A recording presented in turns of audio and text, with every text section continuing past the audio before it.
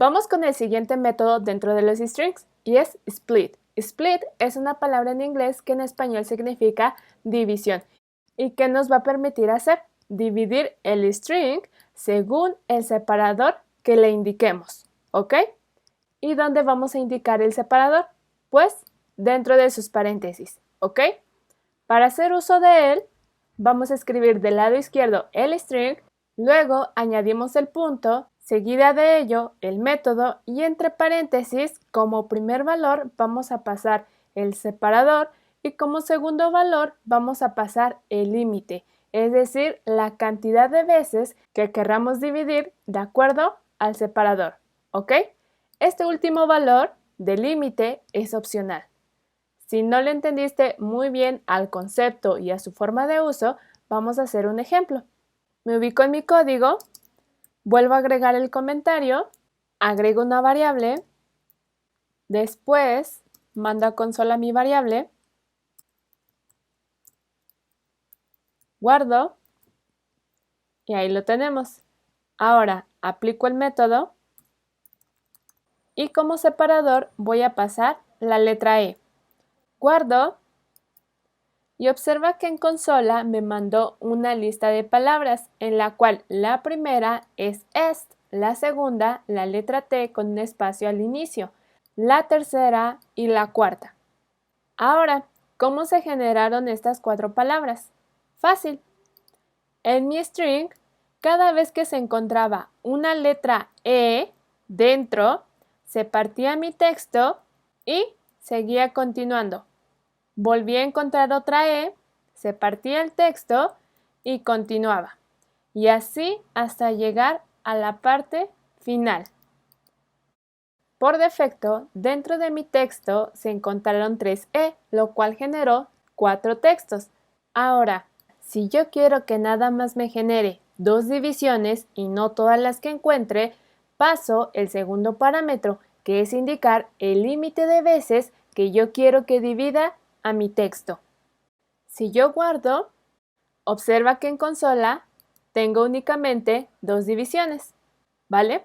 Y es así como se implementa el método split. Pasemos al siguiente, que es replace. Replace vuelve a ser una palabra en inglés que en español significa reemplazar. ¿Y qué es lo que va a hacer?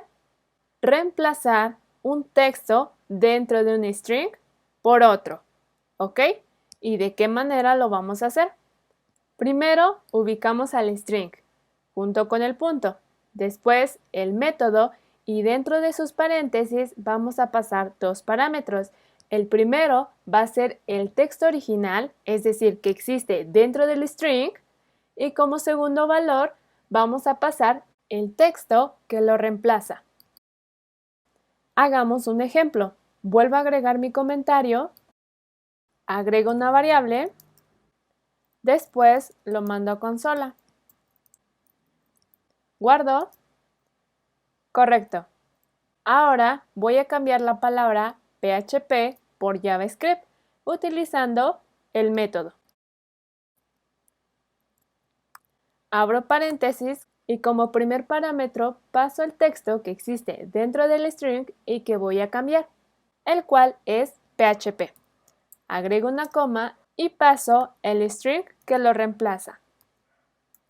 Guardo y ahí lo tenemos. Ahora dice HTML, CSS, JavaScript.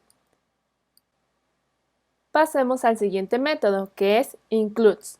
Includes, de nuevo, palabra en inglés que en español significa incluir. ¿Y qué es lo que va a hacer?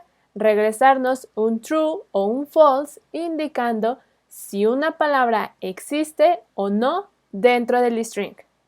Y su forma de implementarlo es similar a los métodos pasados. Pasamos el string, añadimos el punto, agregamos el método y dentro escribimos la palabra que queremos saber si existe o no dentro del string.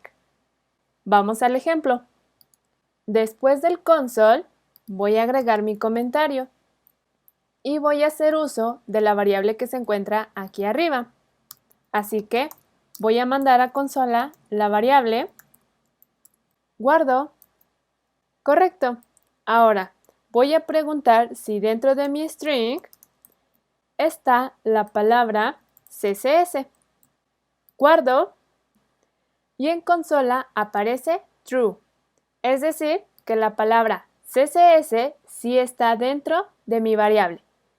Ahora, ¿qué pasa si yo escribo CSS en minúsculas? Guardo y me regresa false, porque en efecto la palabra CSS en minúsculas no está presente dentro de mi string.